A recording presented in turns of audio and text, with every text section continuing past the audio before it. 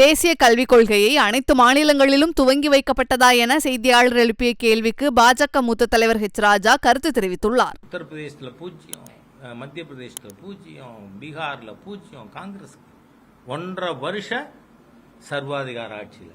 அதனால இந்த 12 மாசம் போறோம் இந்த சர்வாதிகார திமுக பாசிஸ்ட் கவர்மெண்ட்டை ரிமூவ் பண்றாங்க. ஆகவே இவர் எச்சரிக்கையோடு இருக்காங்க. நீங்க சத்தம் போட்டு பிரயோஜனம் இல்லை. You prove you are a Tamil lover. எப்படி ப்ரூவ் பண்ண முடியும் அதையும் சொல்லிட்டேன்னா, சன்ஷைன் மாண்டிச்சோரி ஸ்கூல நாளைக்கே அது சமச்சீர் கல்வி கூடும். இங்க ஹிந்தி வராது, சம்ஸ்கிருதம் வராது.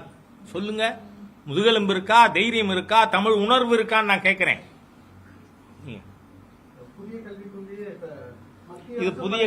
இது புதிய கல்விக் கொள்கை இல்ல, டெர்மினாலஜியே national education policy. It's not new education policy. தேசிய கல்விக் கொள்கையை மத்திய அரசு பள்ளிகளில் அமல்படுத்த தொடங்கியாச்சா?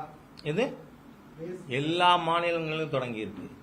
நீங்க எடுத்த உடனே நீங்க நேற்று கனிமொழி சொல்லி கொடுத்தாங்கிறதுனால நீங்க கேட்பீங்கன்னு எனக்கு தெரியும்.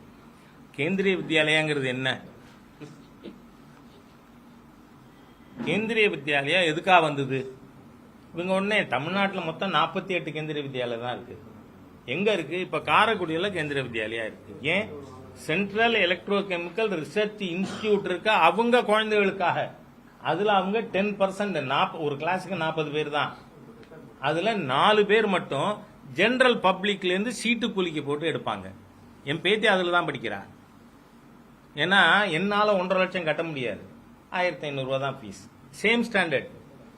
கேந்திரிய வித்யாலயில படிக்கிற குழந்தைக்கு ஃபீஸ் 1500 ரூபாய் தான். அவங்க சீட்டு போட்டு எடுப்பாங்க. செய்திகளை உள்ளது உள்ளபடி தெரிந்து கொள்ள ரெஃப்ளெக்ட் நியூஸை சப்ஸ்கிரைப் பண்ணுங்க.